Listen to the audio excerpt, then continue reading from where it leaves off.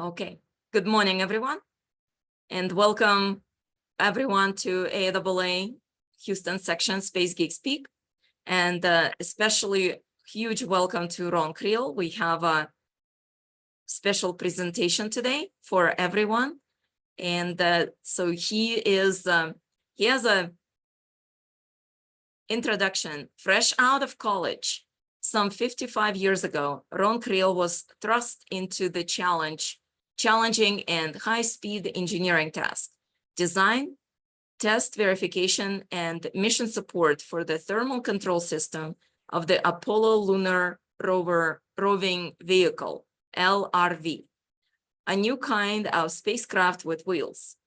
Success on this project was acknowledged by several NASA performance citations, which culminated in receipt of the astronaut's Silver Snoopy award for his LRV thermal system modeling and mission support efforts. This lecture for the AAA Houston section will detail past success and future pursuits for Moon Rover thermal engineering challenges, what was done before on Apollo and Lunokhods rovers, and what is needed for future Moon Rover exploration. Ron? Right. Can you go to the first page? Come back out of the video. Just showing. I'm just seeing the video, or just are you showing the first page? Yeah. With me and the astronauts. Me and then the astronauts, all 12 of them, 12 moonwalkers. Yeah, I'm trying to figure out what's better to share. Okay, you should have it.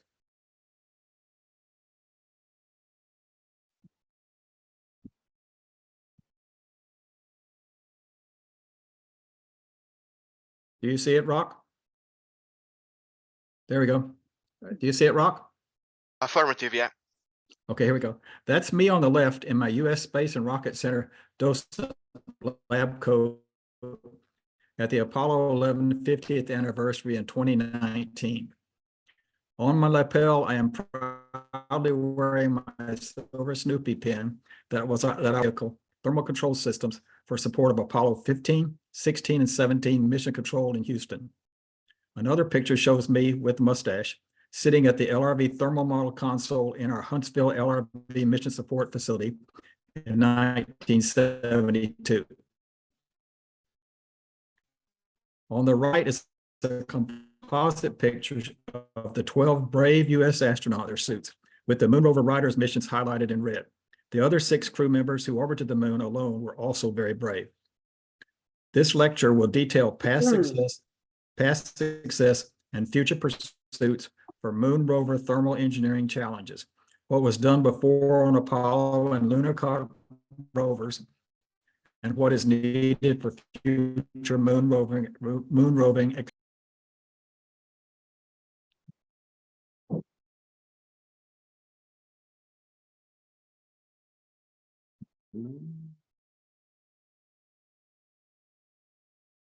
Did you go down arrow? Yep. Next page.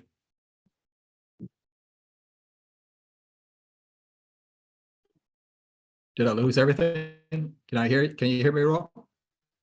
Affirmative, yeah, we can hear you. We lost you for a second, but you're back now. Okay.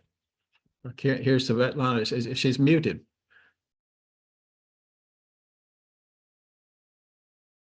I muted myself so then to preserve the bandwidth. Gotcha. Okay, now here we go. This is the outline. This page shows a list of the contents of this lecture divided into 6 past successes and 3 future pursuits categories of thermal engineering challenges, with lecture content, page numbers, and page locations for videos listed for reference. Pictures and text for these pages were extracted from my forthcoming Lunar Roving Adventures book. Now we go to page 3. Next page, yep.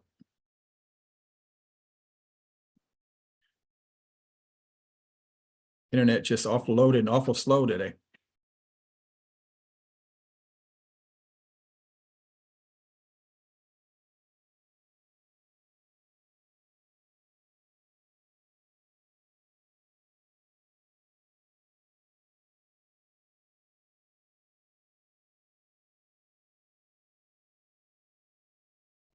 What, it's just, there we are, page 3.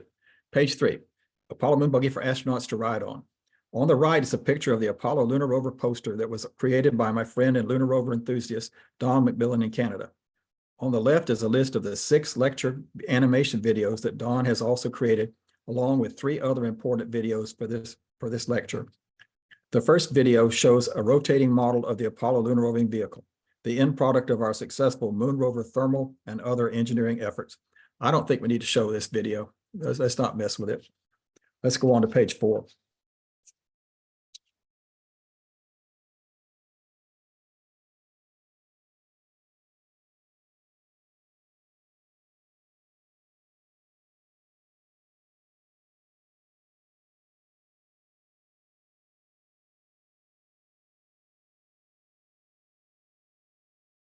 It's called Hurry Up and Wait.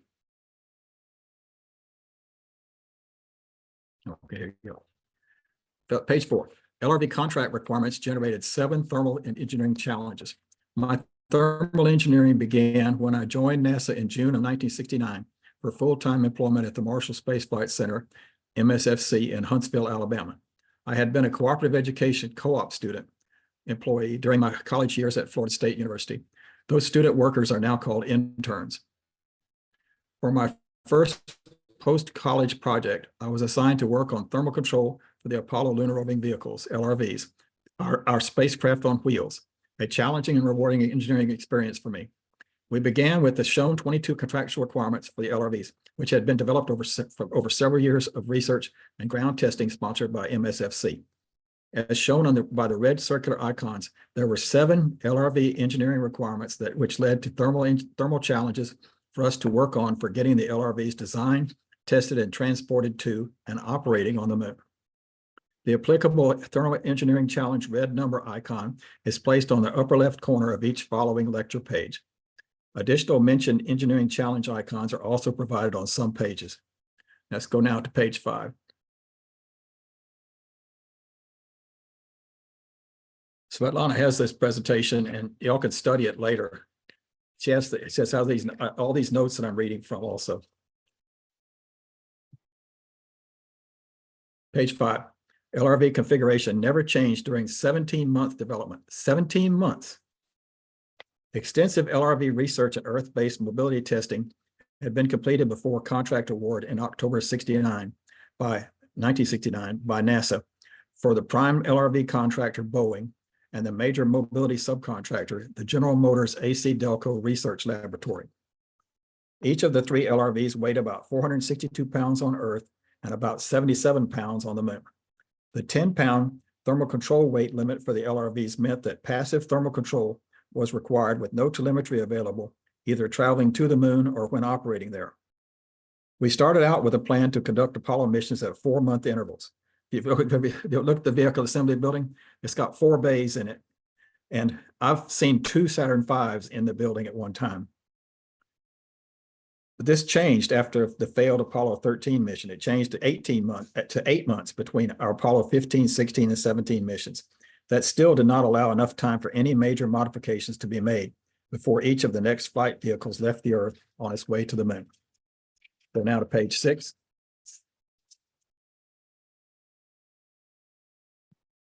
Folded Apollo rovers, let it clear up. It's always having trouble today. There it goes. Folded Apollo rovers were protected inside the spacecraft Lunar Module Adapter, SLAW, until removal of the Command and Service Module, CSM, and the Lunar Module, LIM, lander from the Saturn V booster 3rd stage. This page shows how the LRVs were folded and stowed inside the descent stage of the Lunar Module. The second video shows the folding sequence. I guess we'll try it maybe, for which I was present at the first successful folding and unfolding demonstration at the Boeing LRV Development and Test Facility in Kent, Washington, which was accomplished late in the engineering process before the first LRV delivery in March of 1971. Let's go. You want to try that video number 2, Svetlana? She has to come out. She has to come out of this. It's a little difficult here. Hyperlinks not working like they're supposed to. I've tried.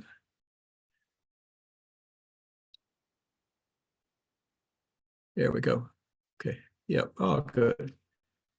It's clocking around. We're seeing it. Okay, there you go. There we go. Now it's folding seats, the back wheels, fold up, front wheels, folded up. In order for the wheels to touch, there was fender extensions that had to be put on little rails. That's good. Let's come back to the presentation now. Let's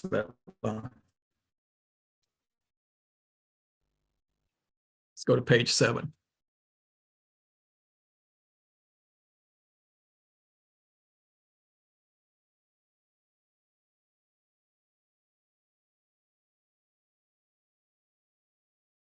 Okay, yeah, now to page 7, please.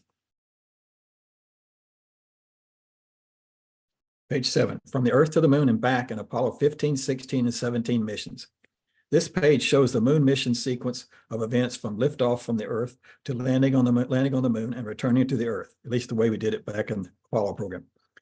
Boeing prime LRV contractor thermal engineers provided the folded and stowed thermal model for this transportation phase. There was no thermal testing of this stowed LRV configuration. The 3 LRVs were left on the moon and not returned to the Earth. Now we go to page 8, which tells more about the barbecuing.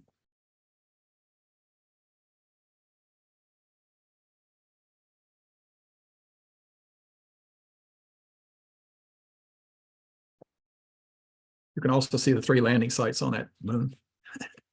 Oh, and here we are, page 8. LRV thermal control during transportation to the moon. This page shows details of LRV thermal control provisions for the period of time from launch to landing on the moon, the transportation phase.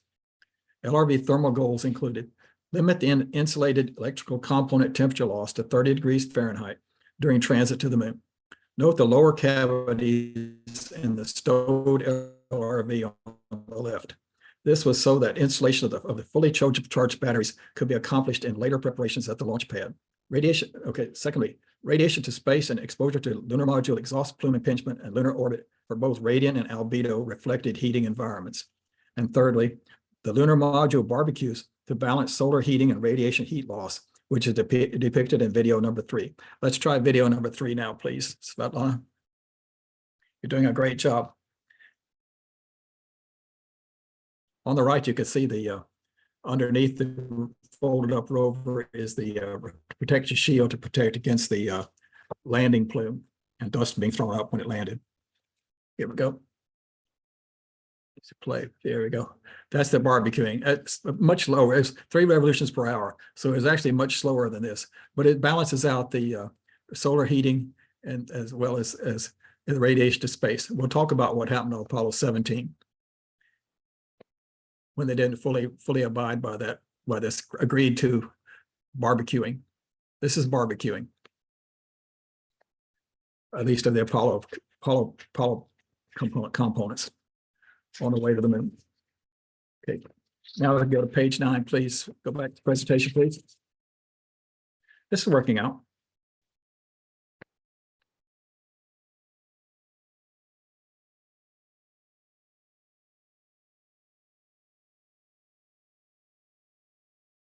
Very good. It'll come into focus.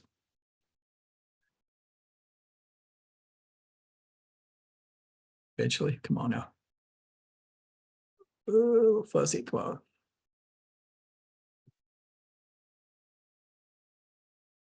Hopefully come into focus. There we are. 3 rovers deployed by Apollo crews onto the surface of the moon. The landing sites for Apollo 15, 16, and 17 are shown along with the 3 crews who delivered their LRVs onto the surface of the moon at those locations. Extended television coverage of the Apollo 16 exploration on the moon was planned, but delay in lunar orbit before landing caused that TV schedule not to be executed. The program was already in downswing. People get something dynamic going on. That was was going to have primetime TV on Apollo 16. They were already trying to get the budget changed and they deleted Apollo 19 and 20 and then 18. So even 17 and 16 were in question there for a while. Simulated deployment a simulated deployment unfolding animation of the, now you go see how it's unfolded by the astronauts pulling on some cables. Everything is pretty much spring loaded. Torsion bars and springs. So we'll go to video number 4.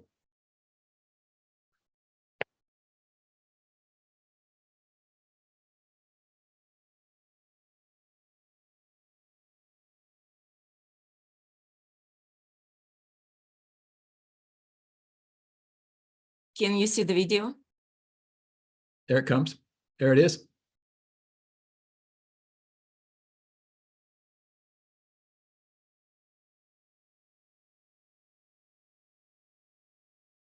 Yep, there she comes.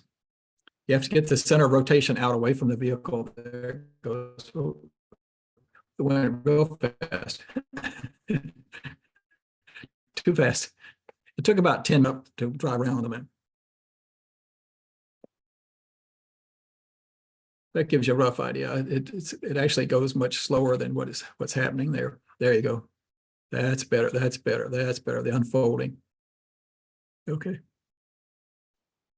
We'll try one more time. We got time here. Oh yeah. Oh, that's good. Unfolding of the back end. Oh, it didn't flop out that fast, but you get the idea. Okay. Let's go back to the presentation, please. Page number 10. You do see the shield unfolded underneath the fold up rover. That was the astronaut task before they started the unfolding of the rover. Page 10, moon surface temperature versus latitude and time. Repeating 29.5-day moon temperature cycles are shown for variable moon latitudes. LRV thermal performance was desired for daytime operation on the moon. Robotic Russian Lunokhods successfully explored the moon for 11 and 4 cycles, respectively, in both daytime and cold nighttime periods, with survival by hibernating and use of isotope heaters. Now we go to page 11. Let's make good progress.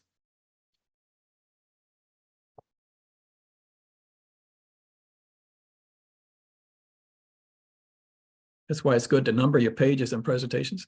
Yeah, do you want to see or narrate the video? Because there's no, that's gone too far. That's video 5. We're going to page 11 in the presentation. Okay.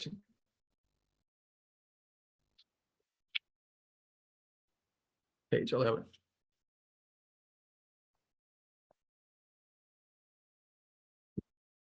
Page 11. Thermal control of the deployed lunar roving vehicles.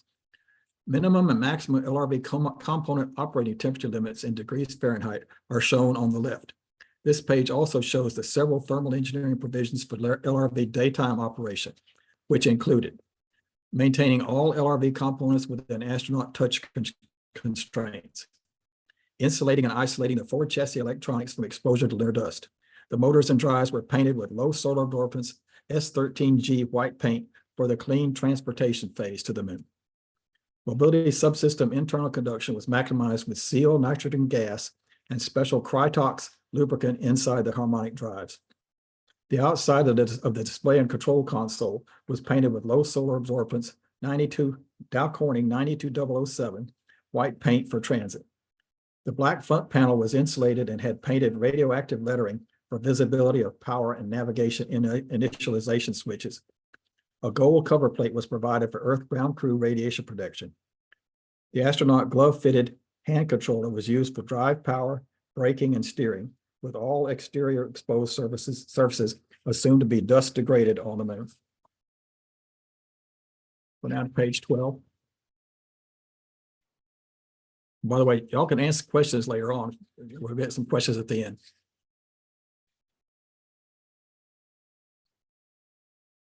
Page 12, there it comes. LRV batteries were the heart of forward chassis electronics thermal control. This page shows thermal engineering details of the LRV forward chassis subsystem, which included multi-layer insulation blanket and dust covers over thermal radiators. Low solar absorbance, alpha equal, eject heat when dust covers were opened back at the lunar module between EVAs. Thermal straps to conduct electronics heat into the 59-pound batteries, which were a good heat sink. Electronics heat was also stored in wax boxes, which were actually called fusible mass tanks during EVAs, which were used to maintain at a constant temperature while the wax in those two systems was melting. The bimetallic spring cover closing mechanism is noted, which was calibrated to close at a battery temperature of 45 to 50 degrees Fahrenheit. We never got that much cooling. This was to assure that overcooling did not occur if the crew was delayed in starting the next EVA. A dust cover opening and closing animation is shown in the video number 5. This is where you see the dust covers being opened and they close. Astronauts actually pulled on some straps to do this, and they had a release mechanism to release it when they came back out, and the covers had not closed. That's a picture of me there at some testing at the Space and Rocket Center.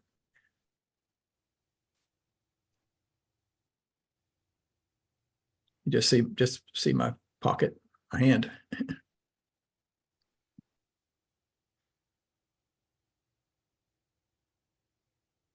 Okay. Do you also see the video that? Not there. It comes. There it comes. Good. Okay. Good. You're a good cuer. Good cue. That's partially one dust cover up there. Here you go. Here you go. Video show the covers opening over the radiators. Over the radiators. Yeah, that's good. It's actually good that this is going slow because the original video is a little bit fast. There you go. 2 separate straps for them to pull on and to get the covers open over the radiators. Those are nice, clean radiators. I think we've seen enough of that video. It gives you an idea of what you had to have the astronauts involved in the thermal control system.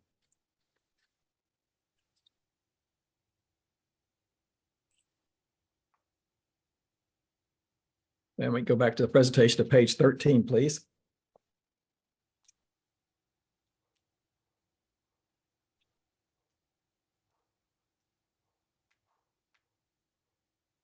Page 13. Thermal control details for the RV mobility traction drives. Pictures of internal thermal control features for the C subsystems are shown on this page. Each mobility subsystem had a 1/4 horsepower direct current motor with a harmonic drive for a constant 80-to-1 torque conversion from each motor. Nitrogen gas was sealed inside the harmonic drive along with special Krytox lubricant.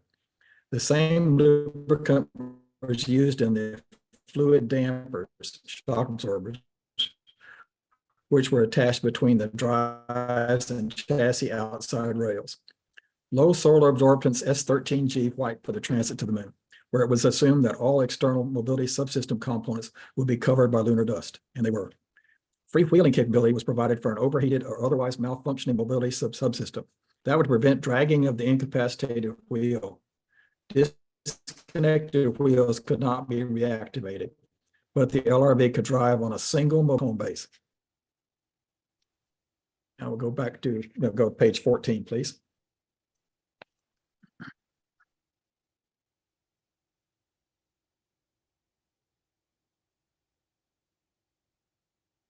Gets into, I was there at the testing, but I was also helping with the thermal model development. We'll talk about that now.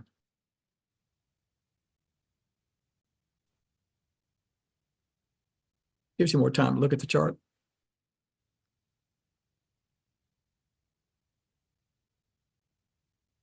Okay, page 14. Rover thermal models were correlated with extensive thermal vacuum TVAC testing data.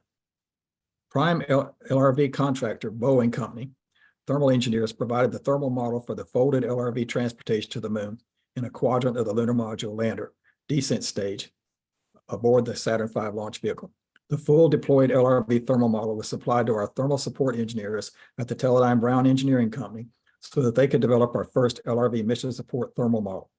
That 181 node system improved numerical differencing analyzer CINDA thermal model had been correlated with the shown LRV mobilizer and a 25-degree slope holding fixture inside the big vacuum chamber up there in Kent, Washington. On the lower left is a picture of me standing with the LRV before testing shown in video number 6. Let's go ahead. Let's try to do video number 6. It does have audio. I was wrong. There is a second video that has a sound. It's a somewhat old 60mm film version, but gets the point across about the testing. So that's video number 6, please, ma'am. Then I'll tell you all my anecdote.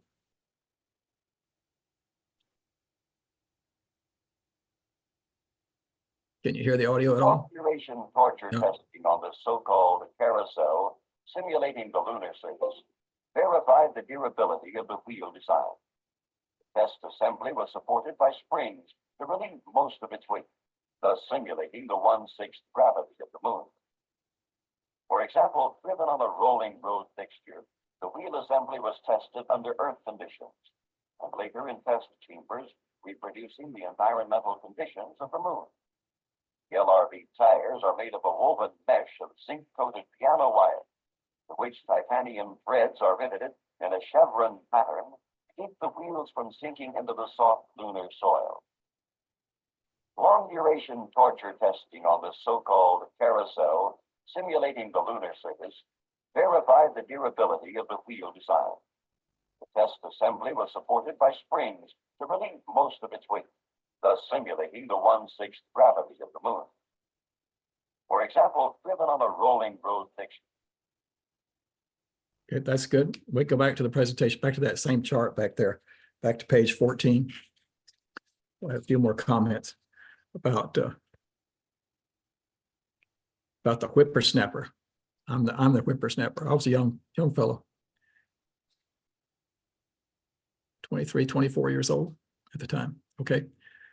The Boeing test team, that's it. That's it. Page 14. Page 14. You have to skip down there on your.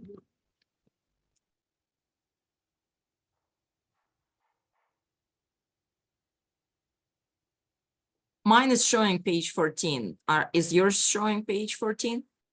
No, it's showing the all the charts on the left, and the back to it's come out of slideshow. It's not slideshow.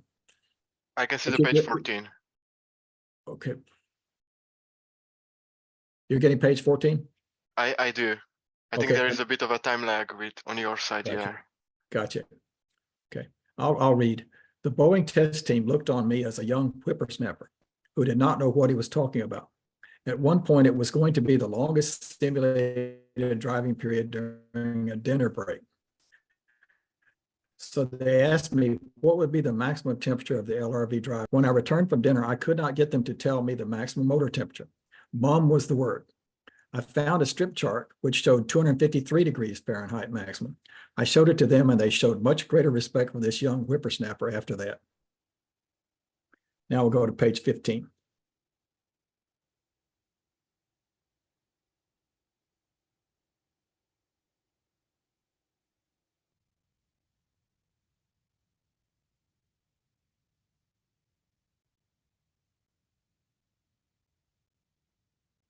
We're right on schedule. We can see the page 15 right now. Ron. 15. Of 15, page 15. Apollo astronauts provided valuable assistance for LRV crew station configuration and component testing.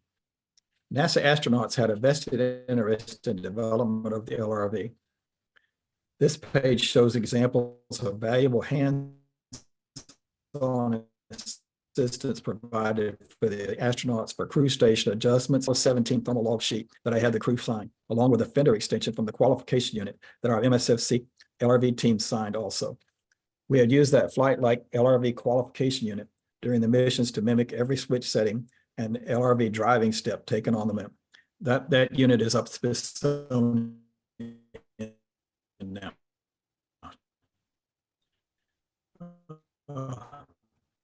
On display at Smithsonian. Just tell me when you see it.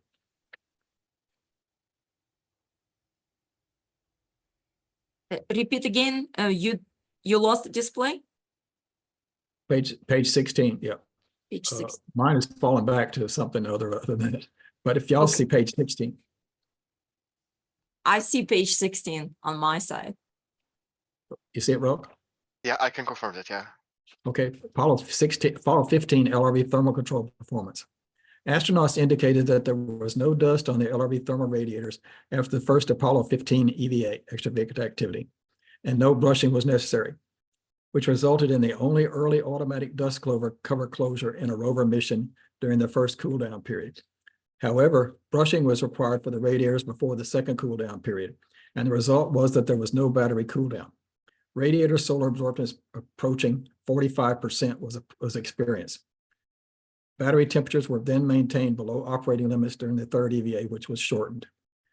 The television camera and lunar communications relay unit also had persistent and degrading dust on their thermal radiators, and they ran hot.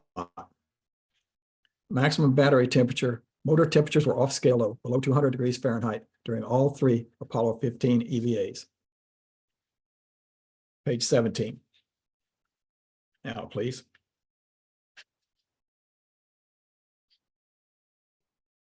Okay, page 17, we can see it. I can't, but if y'all see it, I'm assuming everybody else can. I think we do, yeah. Yes, I can see it as well. Okay, thank you. Okay, page 17. Rover 19 mode, no, 19 node thermal model for Apollo 16 and 17 mission support. The 180 consisted of 2 boxes of punch cards for the UNIVAC 1108 mainframe computer at Marshall Space Flight Center. It was cumbersome to make adjustments and make limited runs for Apollo 15 pre and post extravehicular activity EVA mission support. Contrary to what people say, we did not use flight side wheels. We had computers. There was no telemetry available on the LRV, so the astronaut crew read out displayed temperatures of the 2 batteries and 4 drive motors at each stop along their traverses and back at the lunar module. Since drive motor temperatures were well below upper survival limits of 400 degrees Fahrenheit on Apollo 15, i.e. off scale low, meaning below 200 degrees Fahrenheit, a smaller 19-node thermal model of the LRV forward chassis batteries and electronics was generated for responsive Apollo 16 and 17 mission support. That was my job. The same software and computer that was used to process crew audio and video from the moon also ran the embedded version of that special smaller thermal model that I developed. A special simulation was set up to test the new 19-mode LRV forward chassis thermal model. This involved playing back the Apollo 15 recorded audio and video so that both the driving and cool down sections of the LRV 19-node thermal model were verified for those actual EVA operation scenarios in the Apollo 15 playback simulation. This proved that we were ready to use the new, more responsive thermal model for Apollo 16 and 17 mission support. After the Apollo 16 mission, I was presented with the astronaut Silver Snoopy for my accurate and responsive LRV forward chassis thermal modeling. The plot on the lower left shows how good our predictions of battery temperatures have become for mission control, which is very important. I share with people that you need to have the experience, I hope you have experience today, of crew 230, 240,000 miles away. And mission control, when they ask you a question, they already have a pretty good idea of what they might do. They're asking you for your advice, but you better be right, and you better be right 100% of the time, which we were. Let's go on now to page 18.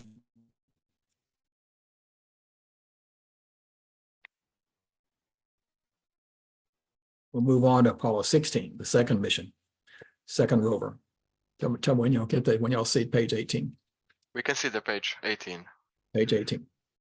Similar lack of battery cooldown was experienced on the second rover mission. Loss of the right rear fenton extension during EVA2 caused a rooster tail, which contributed to considerable dust. The rover thermal simulation was used to calculate the best time to switch power to maintain battery temperatures below upper operating limits of 140 degrees Fahrenheit. So a battery was turned off. A caution and warning flag was placed on top of the display and control console to alert the crew to overtempt batteries or motors. But Mission Control preferred for us to use the LRV thermal model for predictions ahead of that alert time for the crew. In order to reduce astronaut time for installing batteries in the Lunar Communications Relay Unit, wiring and a switch were added to the LRV so that LRV power could be used by that communications equipment. That meant that the astronauts had to spend less time replacing batteries in those units. After Apollo 16 mission completion, special verification code about a switch malfunction on Apollo 16, as well as astronaut deployment of a redesigned fender extension and hot and cold test, which I witnessed in the thermovac chamber B. That's crew qualified chamber B at Johnson Space Center. It had relative motions of the striped wheels with respect to the sides of the center chassis could be measured. Go back, you look back at page 11, refer back to page 11 to see the stripes. However, the film cartridge jammed the camera. So that was not possible on Apollo. What? Pardon? It's all right, you can continue. Open mic, yeah, just continue. LRV traction and static stability were verified anyway, and I was pleasantly surprised that the LRV Grand Prix was repeated on Apollo 16, as shown in video number 7. And wheel slippage and good mobility performance and reasonable drive motor temperatures were also experienced. Let's try video number 7, which shows John Young driving Apollo 16 there right up by the lunar module, in what we call the Grand Prix. Although some people in my management didn't like that term, Grand Prix. It said it was being a little bit loose, but we liked it. So we're going to try video number 7 out. This is the only movie we have of from the outside looking back at the rover, the whole rover driving on the moon. You'll see the hundreds of craters that he had to negotiate around, and he tried to run it up as fast as it would go. Max speed was about was listed at 20 kilometers per hour. Apollo, each crew tended to believe that they went one kilometer faster than the others. So I think it was Apollo 15 said they went 16 kilometers per hour. Apollo 16 said they went 17 kilometers per hour. And Apollo 17 said they went 18 kilometers per hour. If I got those right. So, did y'all get to see video number 7 yet? She's going to try it. Just try it. We can see it, yeah. Okay. She really bounces along and Looks like they really stirs up had lots of some fun. dust. We actually had people. Yes, and this is Charlie Duke is using the movie camera to take this picture. Somebody's digitized. This is a digitized redo of it, so it's improved a lot over the years. I don't know how they do that digitization, but it's tremendous. Yep. Has it gotten back to Charlie yet? I can't see it, but y'all tell me. Yes, he did. We did about a couple loops already. Oh, okay, you did? Good. Mhm. That's good. Okay, let's go back now to the presentation to page 19. Okay. See, we could work around these little technical difficulties. Have a backup system. Backup system was to send the charts to tell me when we get to page 19. We can see the page 19 right now. Page Yeah. 19. Great, thank you, Rob. The picture on the lower left shows special Earth measurements that were made after Apollo 16 to verify thermal model view factor calculations. This also allowed preparation of a recommended parking position that was farther away from the lunar module than was experienced on Apollo 16, which I shared with the Apollo 17 astronauts and their backup crew from Apollo 16 in the Kennedy Space Center crew quarters a couple of nights before launch. Parking further away from the lunar module would decrease the view factor from the parked LRV thermal radiators to the lunar module and potentially help with battery cooldowns during crew rest periods between EVAs. I counseled Commander Gene Cernan that better housekeeping cleaning of the outside of dust covers could be done before the covers were open and radiators were brushed. Gene did this on the moon and we got better, but still reduced cooldowns. We also got the crew to consider parking the rover farther away from the lunar module to increase radiator's view to space, as shown in the upper left on a little graphic sketch. That's the kind of graphics we had back in the day, as well as parking outside the lunar module shade to prevent overcooling of components. The 19-node mission support thermal model was improved to add 3 different potential lunar module parking positions for the LRV. Hot batteries that power up 95 and 110 degrees Fahrenheit each morning of that's what we experience. I'm concerned. Each morning of the Apollo 17, can y'all still hear me? Affirmative, yeah, we can hear I have you. to check because I had a little beep there. Good. Internet's unstable. Each morning of the Apollo 17 LRV flight to the moon, I went up to the Marshall headquarters building to get a telefax showing the previous day's lunar module command service module attitude history in quaternions. By my calculations, I soon became aware that due to a communication issue, Mission Control was not following the agreed to barbecuing of the stack. They want to maintain constant communication, so they came out of when they came out, it was the worst possible attitude with respect to the sun. We notified Mission Control that the LRV batteries would most likely be much hotter than originally planned, as they were upon deployment. The battery temperature max operating was 125. We were already 110 on one of the batteries. As a result, dust covers were open on EVAs 1 and 3 in an alternate procedure. The right rear fender extension was knocked off in EVA 1, then fixed before EVA 2. Modest battery cooldowns were achieved. Max battery temperature was 148 degrees Fahrenheit, and maximum motor temperature was 270 degrees Fahrenheit. We're going out of page 20.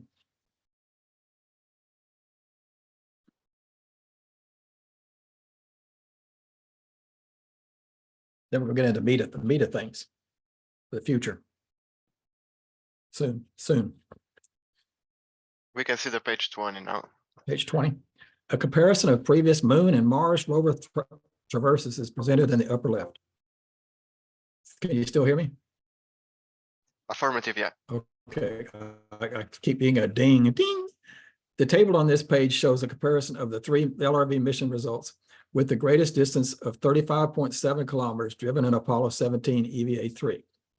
Don't you love how we change between units of miles and kilometers and Fahrenheit and centigrade?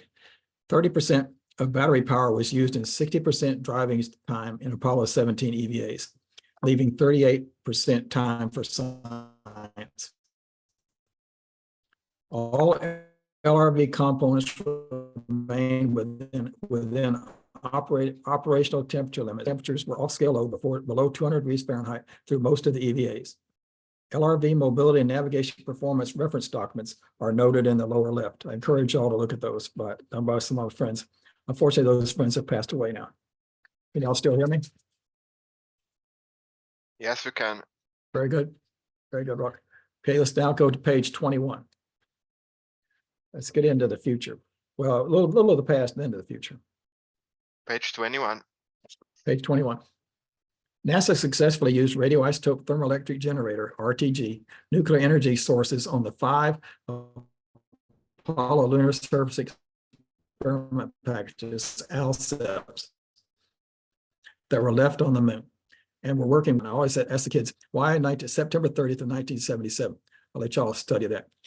We studied use of our RTG on the 4th rover for Apollo 18, but that extended mission was canceled in 1970 after additional cancellation of Apollo 19 and 20. I understand late that maybe we're going to even try to go to the backside of the moon, although we wouldn't be able to communicate. After the Apollo 15 mission success, since we were still in the space race with the Russians, I was very surprised one morning to see that someone had left a document on my desk with the shown details of how the Russians had successfully used nuclear energy with an isotope heating unit for their Lunokhod 1 robotic lunar rover in 1970, 11 day-night cycles, and then again in Lunokhod 2 in 1973, only four day-night cycles. This led to my inquiring about that design and being invited in 2004 to travel to the Lunokhod Development Test Facility in St. Petersburg, Russia, to share our moon exploration adventures. I can't do that anymore. Here's can you still hear me? Rock, can you hear me? 5 Rock? by 5, yeah. Okay, I just have to check there because I keep getting dings. Okay, Those are just Quindar tones, let's go Ron. now. Don't worry. Page 22. Do you see page 22?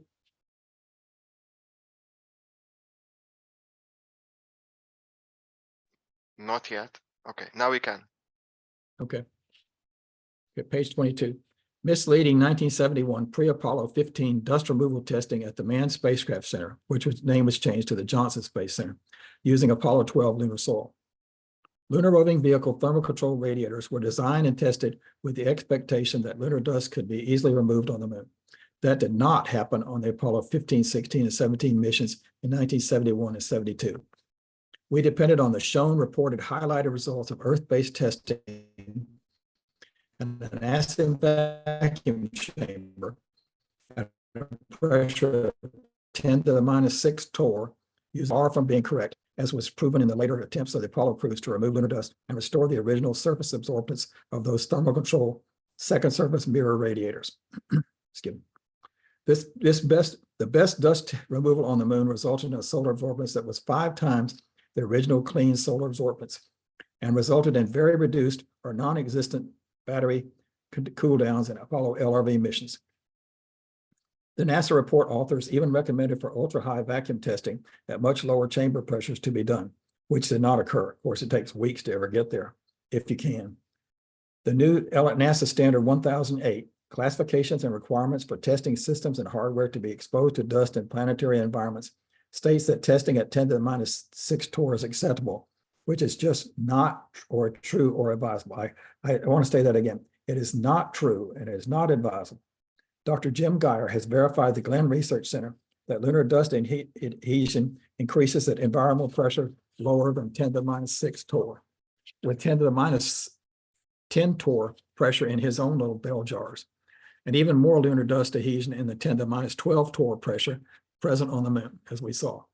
Jim agrees with me that the necessary and best vacuum test chamber is on the moon. On my 2004 trip to Russia, I quizzed the primary Lunokhod 2 remote driver to explain how that vehicle had only gone 4 lunar cycles versus the 11 for the first rover, first Lunokhod. He said that one night he went home and they went into a too steep crater and they panicked. They started to slide. When the vehicle was backed out of that crater, lunar regolith was deposited on the inside of the open solar panel.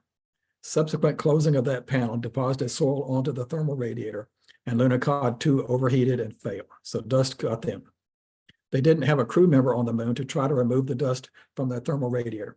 Future robotic operation of the Artemis Lunar Terrain Vehicle, LTV, will share that limitation.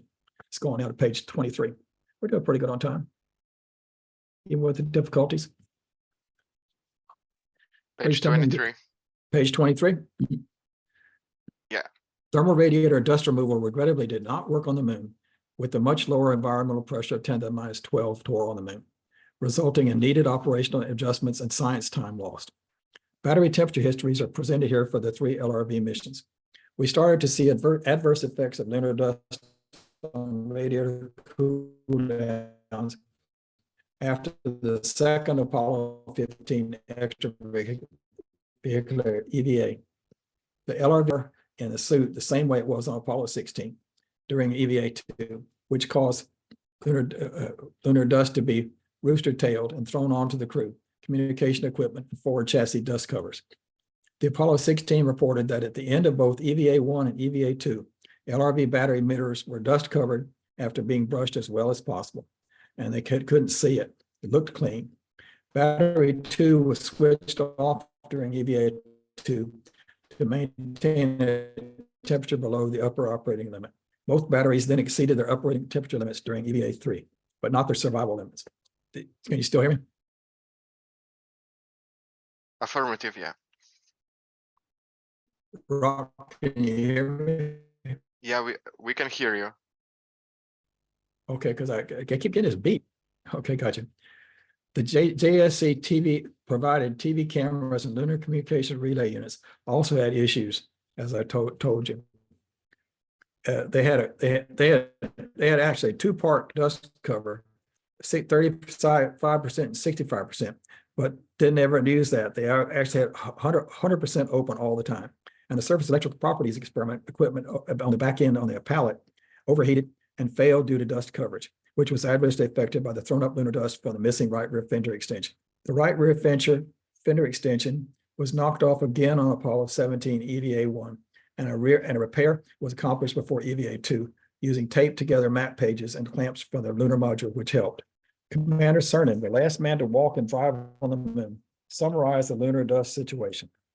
Quote, I think dust is probably one of our greatest inhibitors to a nominal operation on the moon. I think we can overcome other physiological or physical or mechanical problems except dust, end quote. We thermal engineers greatly regretted the housekeeping duties and wasted science time that we required of the LRV crews to try to remove lunar dust from our radiators. But we only had 10 pounds allotted for LRV thermal control and therefore could not have a heavier closed thermal control system without radiators, as was later used on the space shuttle. Only an average of 33% of battery power was used on the three LRV missions, providing good backup capability to turn off a battery, as was done on Apollo 16. It was also possible to raise the battery upper temperature limit on Apollo 17, the last mission, EVA number 3. Now we'll go to page 24.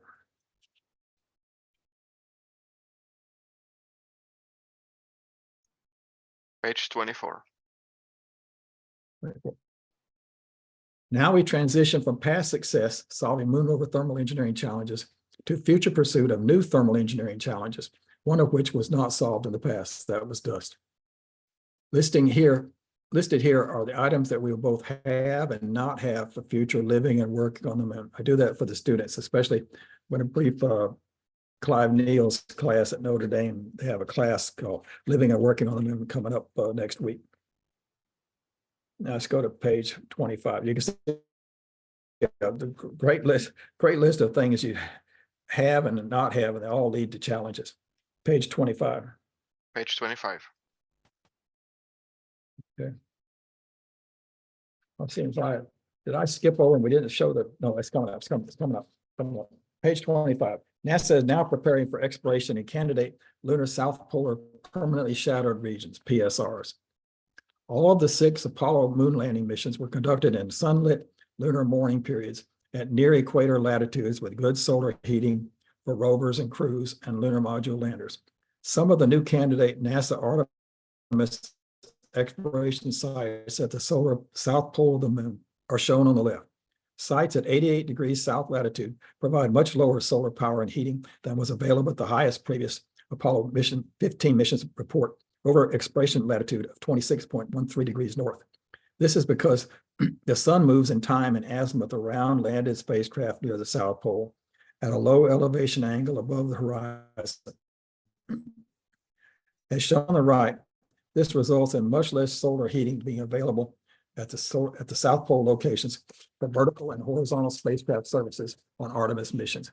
And there will be no solar heating available during non-sunlight periods, and none also in permanently shadowed regions. Now let's go to page 26. We're into future pursuits here.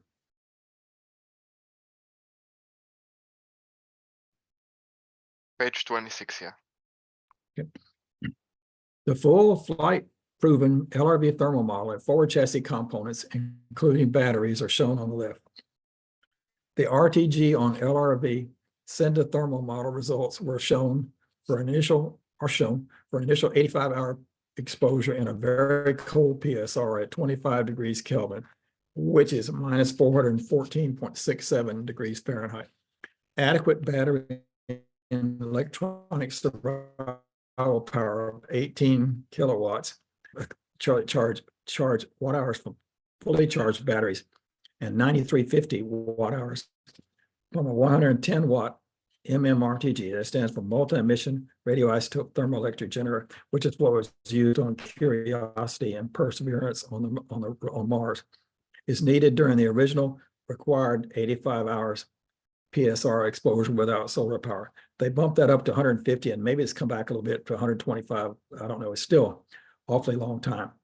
A previous night rover trade study showed that if solar energy cannot be provided while chasing the sunlight during the extended time period after the PSR, an additional 18 watt hours is needed for 0 degrees Fahrenheit battery survival during that extended time after the solar sunset. A 110 watt MMRTG could provide 40 kilowatt hours during that time period, which would be more than adequate for the batteries. Remaining power could be supplied for survival of other components. The NASA Night Rover non-nuclear competition 2011 to 2013, which I participated in, was canceled after no participants could be signed up because our temperature exposure requirements did not match their earthly battery survival needs. This analysis showed that the MMRTG level power, 110 watts, is even more applicable for survival of future rover vehicle components on the south pole of the moon, as future moon rovers try to chase the sunlight. Page 27. Please. We're getting there, folks. How are we doing time? We've gone an Page hour. 27, yeah. We're doing good, Ron. No worries. We don't have a hard Okay, cutoff, okay. so we're good. Okay, that's good. Page 27. NASA Lunar Terrain Vehicle, LTV, and JPL Endurance rovers share South Pole exploration objectives. NASA and JPL are pursuing separate rovers for future South Pole exploration on the moon. LTV chasing the sunlight traverses would be difficult and risky and could be dangerous, especially for emergency need for dependable and immediate energy for transit back to the lunar home base. Chasing the sunlight will require heavy and time-consuming, maneuverable. Collaboration between NASA mission directorates can accomplish this recommended combination of these two rovers into a single RTG-powered rover for safe robotic and crewed operation and significant cost reduction for South Pole science exploration on the moon. This would also result in smaller size and mass for the needed maneuverable LTV solar collection panels, and fewer batteries would be needed. The study that I've done has shown that you can do it if you put the RTG on a trailer, the back end, like we were planning for Apollo 18, the astronauts get no effect from the radiation from the RTG. Now let's go to page 28. Let's talk about dust. What you can do about dust? Page 28. Good. Having crews and their suits not be directly exposed to lunar dust in the first place is the best way to survive adverse lunar dust effects, as it's done on Earth with protective overgarments. It would also be best to not depend on thermal radiators for Artemis thermal control at the moon's south pole if possible. Dust-acceptable solar panels on Mars rovers have now been replaced with radioisotope thermoelectric generators, RTGs, which were also successfully used to provide needed experiment power on 5 previous Apollo moon landing missions. I lead the Isolation Technologies Dust Mitigation Focus Subgroup for the Johns Hopkins University Applied Physics Laboratory Lunar Surface Innovation Consortium, long title. Our team has prepared 3 recommended high-priority isolation technologies that NASA has already designed and tested at least on Earth. Near-term lightweight, flexible, and reusable or disposable below-helmet suit covers, and then airlocks and suit ports for later Artemis EVAs, rovers, and lunar bases. Suit port means that you leave the suit outside. Examples of previous work in this area are shown on this page. Now we'll go to page 29, please. We'll talk about the dust crossroads. Page 29. Visual 29. We are at a dust crossroads for Artemis crews. Let's not repeat bad Apollo dust lessons. There are 4 paths in this lunar dust crossroads that can be taken for Artemis crews and systems for future moon exploration missions. Path 1, implement recommended dust isolation technologies, i.e. suit covers, airlocks, and suit ports, so that lunar dust can be left outside of lunar habitat and astronaut lungs. That's most important. This is the safest and recommended solution for lunar dust mitigation. Path 2, Plan and execute moon dust removal testing on early commercial lunar payload services CLIPS missions, if possible, without corresponding implementation of Path 1. This means endangering the health of early moon return crews. Path 3. Based on Apollo dust experience, low enough Earth-based dust chamber dust test pressure and gravity testing is extremely difficult, if not impossible, and is not reliable for testing of lunar dust removal from crew suits or exploration equipment on the moon. Path 4. Staying the course and not doing anything results in a potentially toxic health hazard for the crews and wasted science time trying to remove the lunar dust. Video number 8 shows the frustrated Apollo 16 crew trying to remove dust from their suits. Why don't you show video number 8 showing Apollo 16 trying to clean dust from their suits. And there is an audio, hopefully it shows. I hope you can hear it, hear their frustration.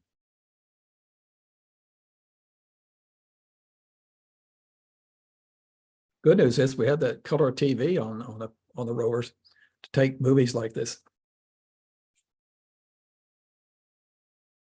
to document this problem.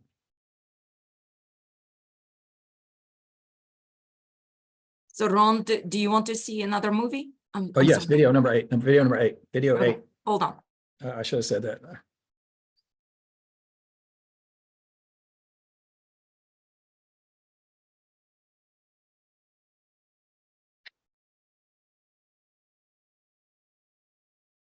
Let me know when you see it. We can see it, but we can't hear the audio. It starts out without any. He comes in and says, "You look like you've been working in a coal mine." Mission Control says that, but I don't hear it. This is only 2 minutes here of 2 minutes of wasted time in the video of them trying to clean their suits. They say that when they got back into the command module, docked back up with the command module on lunar orbit, Ken Mattingly made them take a vacuum cleaner and try to purge out the dust that was everywhere inside the lunar module.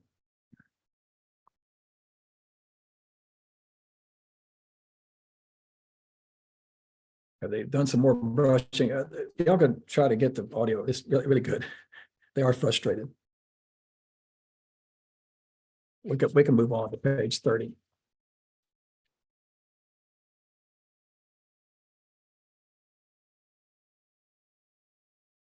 Svetlana can share the presentation as well as all these videos with y'all later.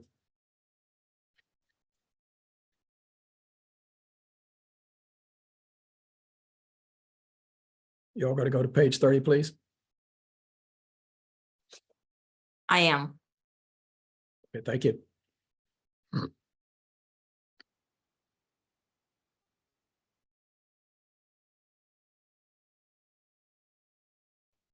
We can't see it yet, Svetlana. Can you see page 30 or do you want to No, go to page We are 31? still seeing the video. Yep, you have to kill the video. Okay. How about now? Yeah, now we can see. Okay. Page 30. Page Yeah, 30. we can see page 30. Yeah. Very good. Pictured on this page are 2 NASA Presley contracted Artemis human mooning systems, along with one of the lunar terrain vehicle concepts displayed at the 2023 National Space Symposium in Colorado Springs, and a smaller cube rover that I consulted on, but could not get them to install needed fenders. It goes slower and they claim, hey, that dust isn't stirred up. I'm not so convinced of that. I have also sponsored development of the Rover, that stands for Lunar Roving Adventures Driving Simulation, with the 181 node thermal model for STEM students and others. I'll be showing it again at the NASA, formerly called the Moon Buggy Race. It's now called the Human Exploration Rover Challenge later in April here at Mars at the U.S. Space Rocket Center. An example driving episode is shown in video number 9. Let's just show a student simulation so they can drive on them. It actually uses a lunar reconnaissance orbiter data, terrain data, with a few extra boulders thrown in Tell me if you can see the video. Video number 9, please. Affirmative, yeah, we can see the video. Okay. Notice at the end there, as when he gets through with getting to the station stop, that notice the dual Ackerman steering. That's another feature we didn't talk about. The astronauts, we don't have that. I guess on some off-road vehicles you do here on Earth, vehicle length. And the astronauts, they had to get used to it, but once they got used to it, they really liked it. It's called dual Ackerman. It means that the wheels turn, the front wheels, left and right, turn at a different angle. Same in the rear. There was on Apollo 15, no forward steering initially once they deployed. So they had to steer with the rear, but they could do that. Then when they came back out the second morning, the steering worked. It had everything had gotten loosened up, jolted into place, and worked fine. They had Dave Scott asked, did somebody from Marshall come down there and fix it during the night? No, we did not, at least once. Let's go on to page 31, the summary. We are to the summary.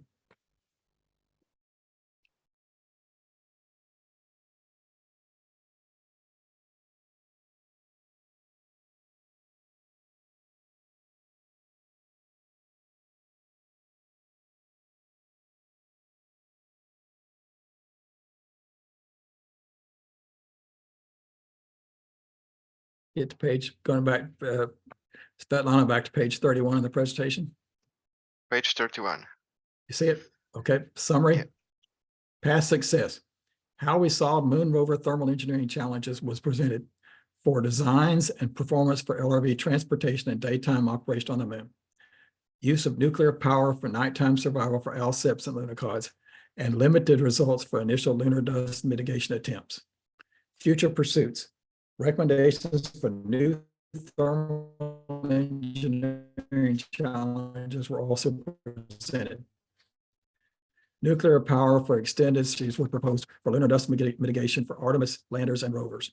Moon rover experiences, lectures, and sharing the Rover simulation for students continues, and others.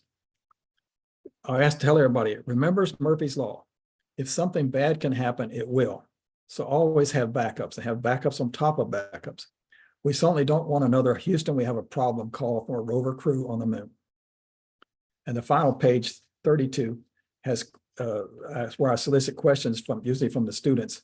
And it has a TV camera pan and the camera stops. And it's kind of cute, I think. Done for me by my friend Don McMillan up in Canada. You can show that one if you want to, the final video. Video number 10. And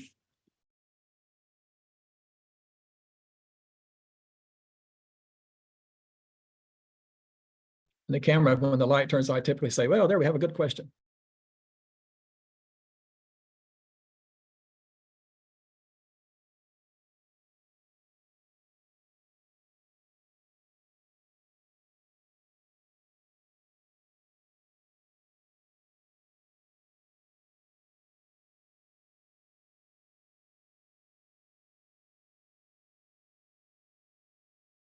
You should be able to see the camera pan. Do you see that? I can't, but Yes, we can. Rob can Okay. comment. Yeah, and I will, so it is cute video. Yes, you're right, simulation. And I will stop sharing. And we do have a few comments already or questions in the chat. Rock, do you want to read or I can read them? I think it's the best you take over. Okay, hold on just 1 second. I will stop sharing. Okay.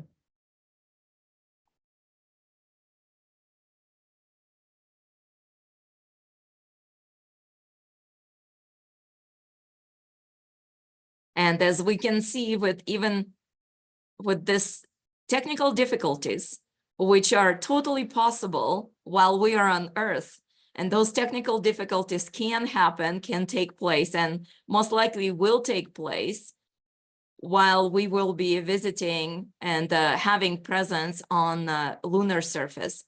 So it is, I agree, Ron, with you. It is extremely important to have a backups for a backups. So redundancy is something that cannot be undermined and cannot be underestimated and undervalued.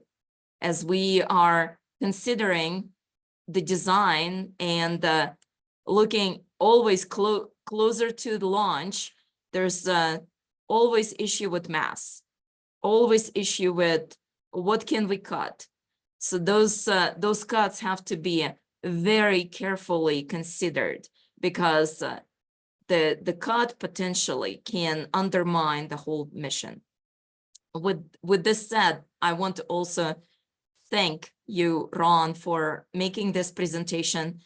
I truly believe that acquired knowledge, collected knowledge needs to be shared and needs to be captured in order then for future generations, for future engineers to carefully study, evaluate, learn, not necessarily on the mistakes, but on lessons that have been learned from and captured from previous missions. So we do not have to repeat those mistakes and learn again from the same, from the missions. The same mistakes do not have to be repeated. And Amen. Amen. thank you. And so with this said, we are going into the questions. And the first question was by Julie, that how much did the rover weigh? And Julie, there was a question, it was answered, I believe it was what, 400 on the ground Well, on Earth, and well, about 70. The original contractual goal was 400 pounds. Because it was an addition to the lunar module, they had to give up some hover time, fuel for hover time. Actually, that was superseded by the final vehicles, including the deployment equipment, weighed 462 pounds. Now, the deployed rover on the moon only weighed 77 pounds. So if they got stuck or they needed to move things around, they could just pick it up. For example, when it was deployed on the moon on Apollo 15, the saddle, which was the last thing that attached to it, they kept it separated from the lunar module, connected but separated. That jammed, so that they could go up. They just picked it up. They picked it up. They wiggled a little bit, got it loose. So it was very lightweight, 1/6 gravity on the moon. Right. Well, that helps. 1/6 Earth gravity. Right. So there's a comment from Celia that it's amazing, and I agree. The presentation is amazing, and thank you for sharing your knowledge. Rock asked if, I believe it's most likely about the radiators and the cooling, and were you considering parking LRV in the lunar module shadow to help with faster cool down of the rover between the EVAs? No. If you look at that one page in there that shows the little sketch out of the Mission Operations Handbook, which is another document that y'all could get, is Lunar Roving Vehicle Operations Handbook, talks about constraints for the planning for the crew. No, the problem with that is if there's an issue and they can't come out, if they normally went back inside the lunar module to eat their meal and to get some rest, get some sleep, what they could of sleep. Although I'm told on some missions, they kept getting alarms going off and they had to wake up and do something. But anyway, what if they can't come back out for some reason? There's a delay. Then you're going to overcool and things will get too cold. Namely, the insulated system on the forward chassis, the battery and such, wouldn't be so much a problem there because hopefully the battery covers would have closed at about 45, 50 degrees Fahrenheit. Okay, but the motors, the drive motors, the components, really the critical thing was in the display and control console, which had switches and had things that you didn't need to have freeze. So the 2-hour limit of parking in the lunar module shade, and which didn't even match with the normal 15, 16-hour cool down period between EVAs. And then what happens if they're delayed?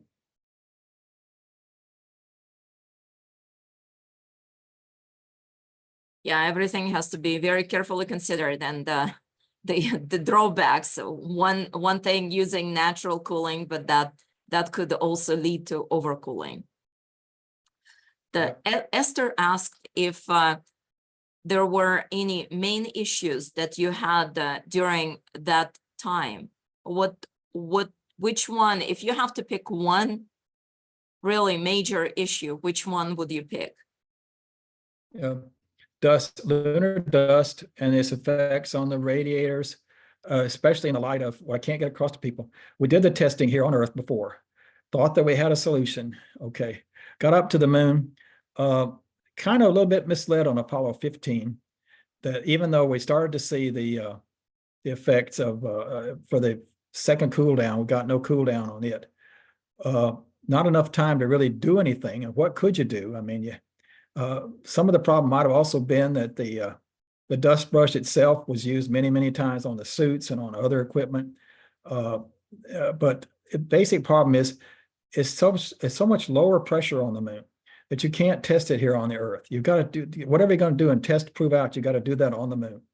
And hence, that leads you to, hey, I've got to do everything I could to avoid getting dust on, or when I can't. If I can't avoid, and people said to me, well, you have the astronauts be more careful and not fall down. No, that does not work. They're up there in a totally different environment, trying to move around. They are going to fall down. There's a video, I didn't include it. There's a video of one of the astronauts falling down and I guess it's Charlie Duke trying to boost himself back up. And they learned quickly how to pump themselves back up, and they get dust all over them. You need to be able to leave the suits outside. That's the value of suit ports. In the presentation, you'll see the chart there. I didn't talk about the picture. It's a picture of the Chariot rover I saw back about 2007 at Johnson Space Center. And I was very pleased there with the suit ports that they had on there. That was also in the 2009 inaugural parade for President Obama. And so they could get out and go around. They stopped the parade, got out, went around there, got out of the suit ports. Suit ports are very important to plan on that, to leave the suits outside, because they're the main transmission item for transmitting the dust back into the lunar module, and then into the crew's lungs. Ron, with those suit ports, I have seen them, and I've seen the Chariot in different configurations. In fact, I actually used that Chariot for multiple testing of capabilities, future capabilities. But I always wonder, do you have to have a third crew member inside of the Chariot in order to finish the assembly? No. Or it's automated? Previous testing, each astronaut could do it all himself. Do it all, gets in there, pulls the backpack around there, and of course now it's got to be compatible with the suits themselves. That was testing done with previous suits. But they're not planning on doing that, I don't think, on anything here in the future.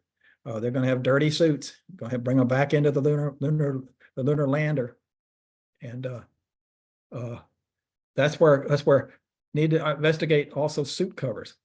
Realize now places like Chernobyl, they have suit covers, and let me give you another example. In Antarctica, they have suit covers, overgarments that they wear to go outside and explore in Antarctica. An example on Earth. And because you got to keep things clean, keep them warm and clean. Thank you, Ron. Okay, going to the next one, from Mike. Would you guess that the rovers could be used today with the little refurbishment and dust removal? So I guess it's the ones that we left on the moon. Is that the one that you're, Mike, referring to? Yeah, that's what he's referring to. Yeah, I've had this question often. The basic problem with that is kind of twofold. The first part is there was no planned ease of removal of the old batteries, for example, and put new batteries in, like you do in your car here on Earth. It wasn't planned, and the equipment's not there, and the guide rails are not there. So you really couldn't approach it that way. Plus, I calculated up here, typically the rovers, even the Apollo 17 rovers, has been over 500 cycles, plus or minus 250, 280 degrees Fahrenheit, plus or minus 500 cycles. So everything is pretty well, the electronics, switches, everything is pretty well frozen and cracked. And there's been also people have proposed to me, let's go back to the previous sites and let's pull back some parts for you and see what you think about things. Well, I don't think so. There's also people that don't believe historically you should go back and disturb previous historical sites.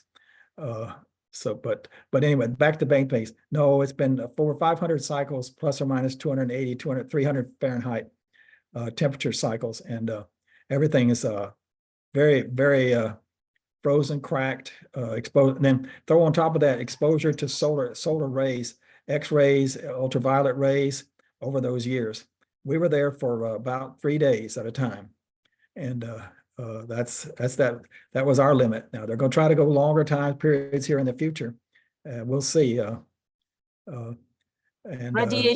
Radiation atmosphere requires, or radiation environment requires specific equipment and specific selection of the items that you have to retrofit in order to work for longer periods. And I'm pretty sure at that time we did not know the effect of cosmic radiation and onto the, and it wasn't planned for a long, for maintenance and a long use, right, Ron? That would be most likely the summary of the Yes.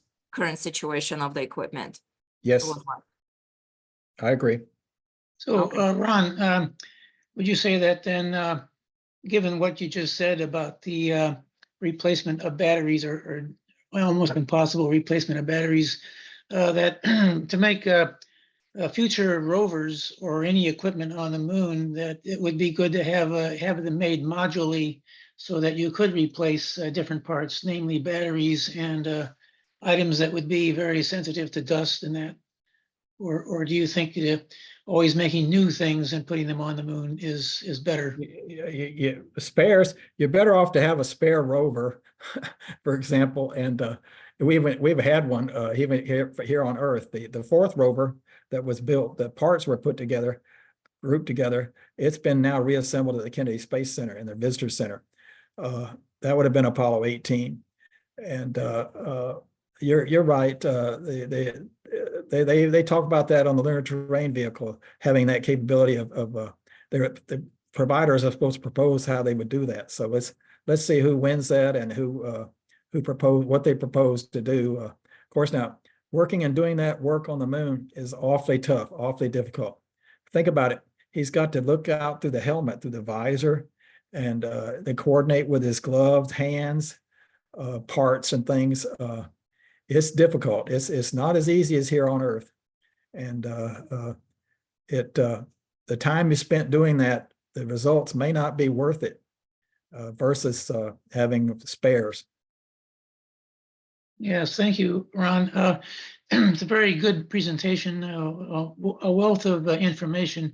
But the bottom line message to me is that there needs to be more work done on dust control and maybe more technological answers to how to monitor and prevent dust buildup and dust removal. So I think that's the bottom line message to me, is that they need to have more of a technology development in those areas that would be good for the moon exploration and also transferable to Mars exploration. But remember, you're still many orders of magnitude higher pressure than you have on the moon. Atmospheric, there's no atmosphere. The pressure in space, 10 to the minus 12, 10 to the minus 14 torr.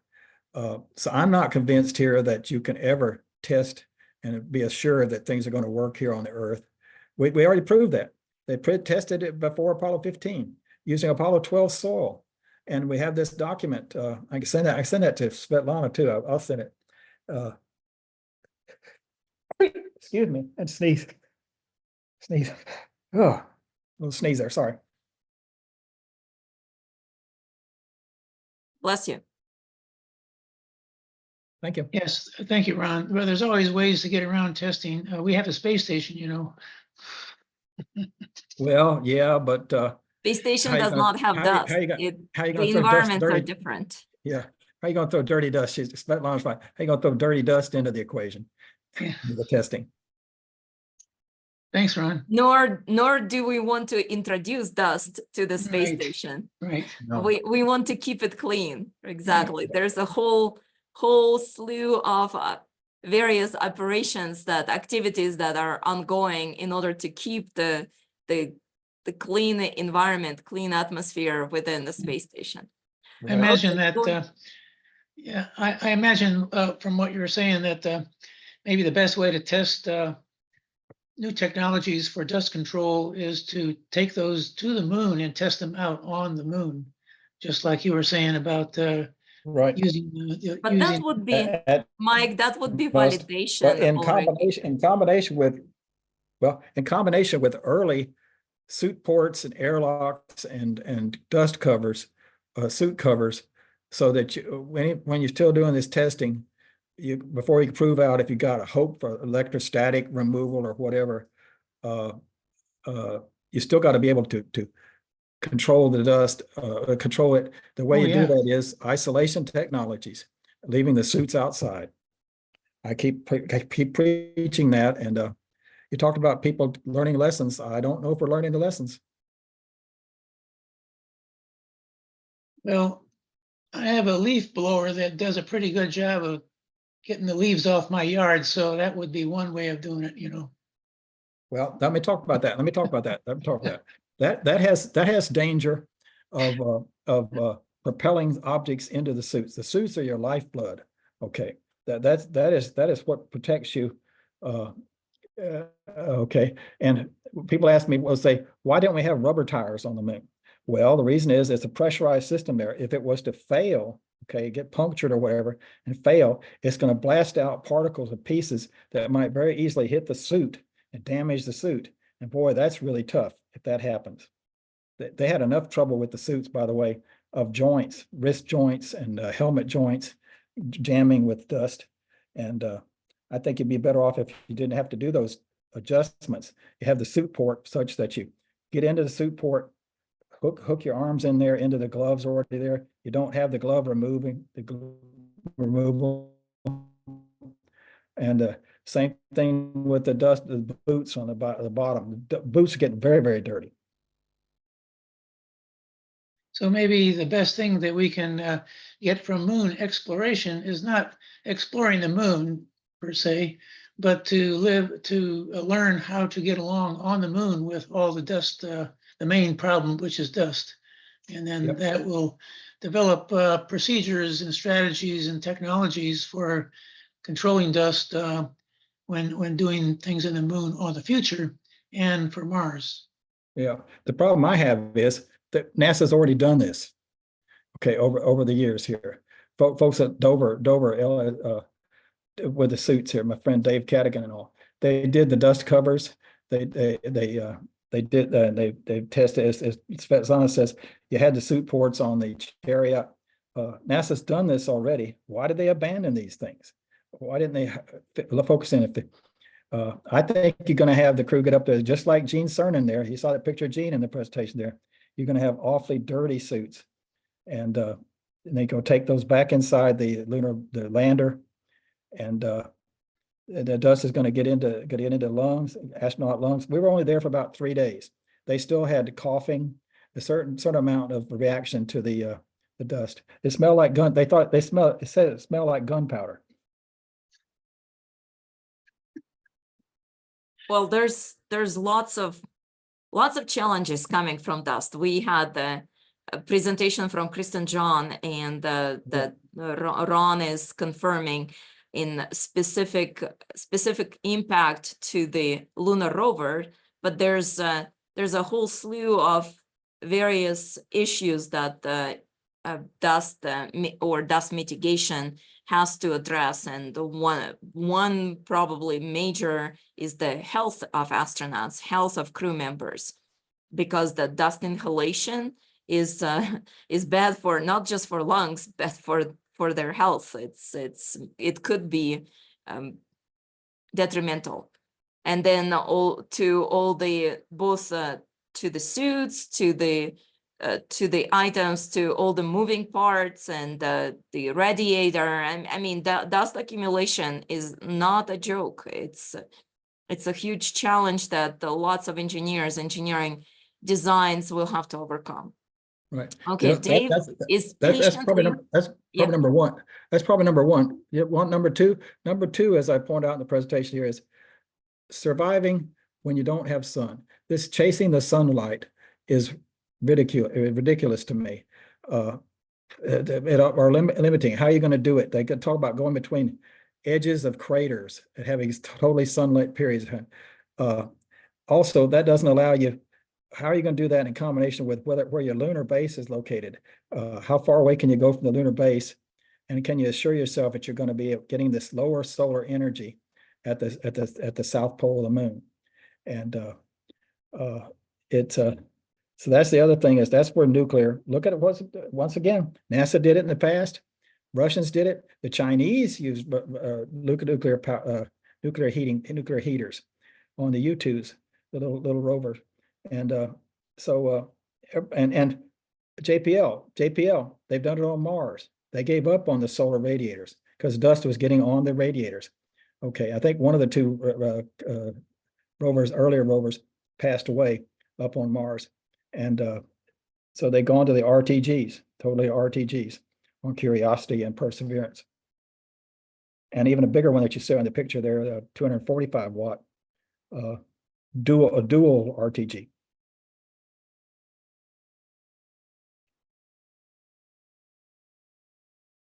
Okay, Dave, do you want to ask your question? So Ron, I was wondering, you mentioned the batteries. What battery chemistry did you use on those lunar rovers? They were called silver zinc batteries. I think it was KOH was the liquid in there with a vent. They were pretty much aircraft type batteries of the era there. That in fact, even the gauges that they used on the display and control console were aircraft type gauges. It wasn't digital. It was a little sliding scale, but it got by with it. And considering all things considered, them looking through the helmets, and there was one example there of I told you about the testing we did after Apollo 16. There was something that the only thing we could come up with reason for causing a malfunction that happened was that the astronauts had hit the wrong switch. Now there's switch guards on the display on the switches, okay, but still realize that glove he's got on there is kind of awkward to work with. I'm amazed what all they could do here, and so it's a challenge. Mm-hmm. Makes sense to use aircraft things. That aircraft go into cold temperatures when they're at altitude, or if they go, to cold places, then you want your batteries to still work. So it makes sense. Silver zinc. Okay. Oh yeah, I'm still amazed at when the guy's on the runway there, you're on the runway there, and he pushes down the power, and you get up off the ground. I'm still amazed at that. Yeah.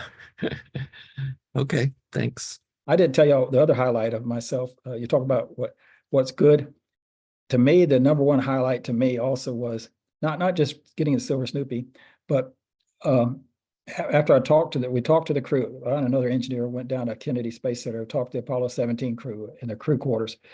I got back on the airplane coming back to Huntsville, and it hit me kind of like, my God, here I've been in the room sitting, talking, shaking hands, and talking to two men that are going to the moon in a few nights, and the two that had just come back from the moon on Apollo 16. That really struck me as the highlight of my engineering career. And I was back when I was so very, very young. Sure. Thank you, Ron. Okay, going down the list of questions, and there's quite a few questions from Rocky. Do you think you would resolve some of the lunar dust challenges if the sequential Apollo missions hadn't been canceled? No, the dust is everywhere. It's kind of amazing. It's come about there evidently from a combination of micrometeorites hitting, damaging what the core, the lava, or whatever was there, billions of years of exposure of the moon out there, and lack of we have what's called the Van Allen belts here to protect us here on the Earth, and don't have that around the moon. And it's a target. It's a target out there.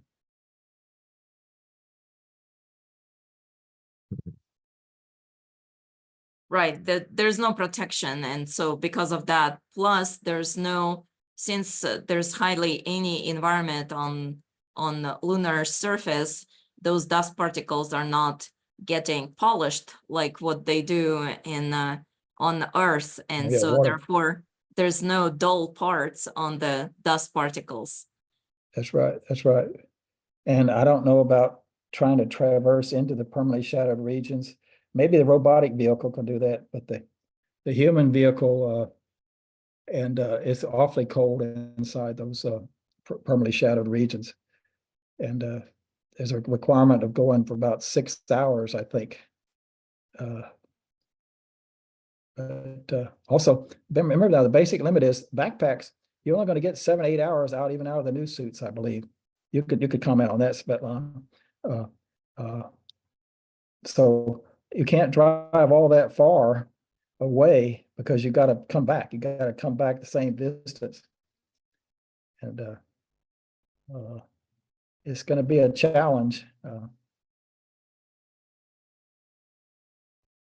Well, and there's multiple teams are working on the solutions, viable solutions. So we'll see what with the technology that the progress in technology, advances in technology, in current technology, plus the various battery chemistries, we may be able to, with the staging, pre-staging, have batteries and some exchanges, maintenance in situ. So we'll see. There's multiple approaches that are being considered. I don't know. I do not have direct communication with the Lunar Rover design teams, but there's some ongoing work, and so hopefully we'll see something in the near future. Okay, next question. What is your opinion on the feasibility of providing power to the LTV for the heaters and recharging the batteries from the HLS during the lunar night periods? The answer is, without the sun, you need nuclear power. That's what we've done in the past on the ALSEPs, on the Lunokhod, on the Chinese rovers, and what the JPL has done up on Mars. You need nuclear power. And I've tried to talk them into, well, I pointed out to them, hey, why have two separate rovers? The JPL rover Endurance with nuclear power, why don't you incorporate that into the lunar terrain vehicle that you're trying to work on? Have something that'll survive, that you know is going to survive. Chasing the sunlight is very undependable. And look at the emergency situation. What if there's a health hazard? If something's happened here, he's out 15 kilometers away from the lunar base, and there's an emergency. He doesn't have the time to wait around for the solar rays to be pointed back to the limited sun, or it's always a battle here. It's always a challenge, and you don't want to challenge yourself too much. Do something that's going to get you in real trouble. Okay, and the comment from Thomas, that isn't that dust testing on Earth better than no testing, even if it's not a good simulation of lunar conditions? No, it's not. It's not, because look at what happened to us. We did the testing, thought we had a good solution. Took the word of the gentleman that did the document. I'll send you the document from 1971, and we've been there and done that. It didn't work. It's all, I think I can a little fill in. It's when you have a test and verification in the simulated conditions, the issue is what is not the unknown, because simulation is only even when you're doing the virtual simulation, let's say, not necessarily simulation of with the lunar dust in Earth environment, or with the particles that have some, it's a limited testing, and but it can provide false reliability to the results. And I think that's what Ron was trying to cover, is that they had certain reliance and relied on specific factors, which proved to be wrong. And you don't want to find And that's, yourself. Yeah, go ahead. and the problem, Svetlana, is that document 1008 says that it's okay to test at 10 to the minus 6 torr. You're okay. I'm saying, no, you're not. We did that. We've been there, done that. It didn't work. So it's very frustrating at times. Well, and as a scientist, as engineers, it is our also duty to misspell the false claims or recommendations. All you can do is provide a description or the clarification of what has been experienced and the results that stem from that. And the human nature has this, we either will trust other experiences, or will say, well, that was a fluke, and we'll try again and learn from our own mistakes. And that's, there's only two options, I guess. I want success. I want people to be Artemis to be successful, but I just don't believe that you're going down the right path in certain areas. And dust is one, and the power source is another. What was the other? Sorry, I missed the last part. Power, nuclear power. You need the need for nuclear power, which we've done before. We've done all this before in limited fashion. You need to expand upon that. And And Ron, you're referring to that nuclear power both for the heating aspect of it and for generating electricity? yes, sir. Yes, sir. Yeah, both sides of it. Well, the electricity both. becomes heat. The electricity becomes heat. Yeah. Right. Yeah, it was Okay. kind of scary looking at some of those minus temperatures, and you're referring to K temperatures. It gets really cold. Yeah. Oh yeah. Right, with no sun and in total darkness, it can get cold pretty fast in there. Oh, yeah. Very. That's a And- plot. One of the pages shows the plot that we did back to the study at night rover. That was a futile attempt here to have Earth-based testing of just the power systems alone. And we couldn't get anybody interested at the time, any of the companies. We had it all set up at the Glenn Research Center, had a test chamber ready and everything ready to go. Just couldn't get anybody to come in there, have companies come in and do it. Maybe we didn't have enough money for them.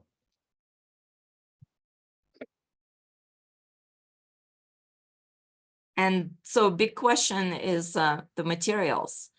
How materials would perform in such, and for how long in such environment.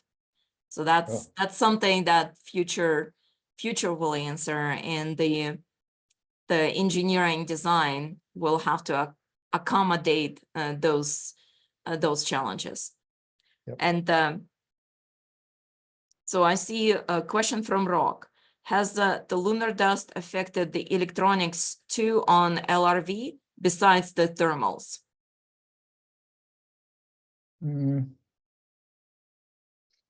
No, the electronics were pretty well protected. It's mainly a question of dust on the radiators, lack of cool down, because you got to do something with the heat that's being generated just from the operation, just the driving. I am still somewhat amazed that maximum motor temperature 270 after driving considerable distances on the moon with dust obviously on the motors. So I guess we did good testing here on Earth for that. Mhm. We actually in that video number 6 there, the testing in the vacuum chamber, that was a single wheel motor drive system, suspension system put up inside a vacuum chamber on a rolling road that we had there. And ironically, let me tell you a story. When I first got out there for that test, wham, bam, they pumped down the first time. There was a Friday, I think, and the rolling road stopped working. Okay, came back up to pressure. Turns out that the motor to drive the rolling road didn't have any cooling. It had failed. Luckily, it had a spare motor. We put the spare motor in that system there, then took some copper tubing, wrapped it around the motor, ran water in from the outside, and it worked from then on. The problem was get to Monday morning and the Boeing people, everybody comes in, you did what? We did all of that there kind of off the cuff. The poor guys from up in Wisconsin that developed that rolling road system, they had to make it work, and they did make it work. Luckily, they had a spare drive motor for the rolling road, but we didn't go through all the review procedures that you have to go through typically when you have a failure. It wasn't a failure of the flight system; it was a failure of the support system. Mhm. Yeah, but apparently the vacuum that the motor was operating in didn't allow it to expel its heat, and so the Right. rolling road motor just got too hot. Yeah. No, all your systems here on Earth, the car system, they rely on convection, conduction, Right. and convection. No And you can't have convection in the convection. vacuum. Yeah. There's no convection, and but the water, the looped water, the tubes, they worked, and the testing continued on, and we didn't have solar. We had to simulate solar with a plate by the outside of the motor system there, a stationary plate with IR heaters, infrared heaters, to simulate the heating environment, because we didn't have solar simulation in that chamber. Later on in the big vacuum chamber with the full up rover, we did have big solar simulators in the roof that could turn on, and not a whole lot of flexibility. You couldn't turn the hold down fixture, couldn't turn it with respect to that sun, but you could have it had a 25, 30 degree, I think it was a 30-degree slope. So you had a 60-degree sun angle, which is beyond the sun angle you want to get on the moon for our missions. Okay. Yeah. These are good questions. You could tell I've answered a lot of them before to the audiences. And Okay, well, thank you again. And I think I don't see any more questions. Wanted to ask one more time from the audience. Do we have any additional follow-up questions? You're welcome to ask yourself.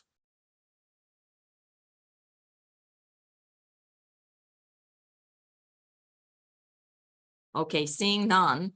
I also wanted to mention that we will conclude March Women's History Month with one more presentation by our AAA Vice Chair, Houston Section Vice Chair, Julie Strickland. She will be talking about the survival of the human and what we need to do in space, and what the space environment, the effects of space environment, and so on. So next Saturday, join us. Julie will be presenting about the space and humans. Svetlana, And, can I also give a shout out to the ION? I'll be giving the same speech on March 28th in person. So if you happen to be in Houston and are available at 6 p.m. on Thursday, come out and see me in person. Yep, Thank we'll try. Okay, and thank you so much. And I'm sure that on AAA Houston section website, there's information already on the ION Julie's presentation there. And I will be sending the invite and information about her presentation here on next Saturday. And thanks everyone for joining, especially huge thanks to Ron Creel. Thank you for sharing all the information, all the insights from the previous visit to the moon by Lunar Rover. We definitely need that in the lessons acquired, lessons learned, so we can prepare for our next visit to the moon with the next generation of the rovers. And I will be posting this recording on our YouTube channel.